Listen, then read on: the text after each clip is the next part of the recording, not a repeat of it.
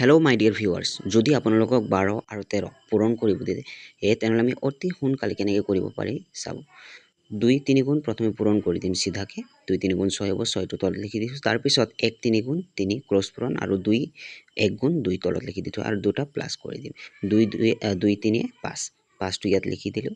তাৰপিছত চিধাকৈ পূৰণ কৰিম। 1 গুণ 1, 1টো তলত বহাই দিম। এনচাৰটো এইটোৱে।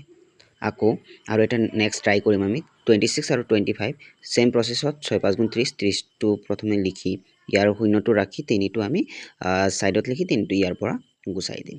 তাৰপিছত আমি কি কৰিম, ক্ৰছ পূৰণ কৰিম। 2 6 গুণ ইয়াত 2 5 গুণ 10, 10টো লিখি দিলোঁ। তাৰপিছত 6 2 গুণ 12, 12টো লিখি দিলোঁ আৰু গোটেইখিনি প্লাছ কৰি দিম। প্লাছ কৰিলে ইফালে 5 আৰু 2, 5টো আমি ইয়াত লিখি দিম। 2টো বাকী থাকিব আৰু সেম চিধাকে পূৰণ কৰিম। 2 2 গুণ 4, 4টো তলত লিখি দুটা প্লাছ কৰি দিম। 2 4 6, তো এনচাৰ এইটোৱে 650। তাৰপিছত আপোনালোকে কমেণ্ট কৰি জনাবচোন এইটো কিমান হ'ব, 81 আৰু 26।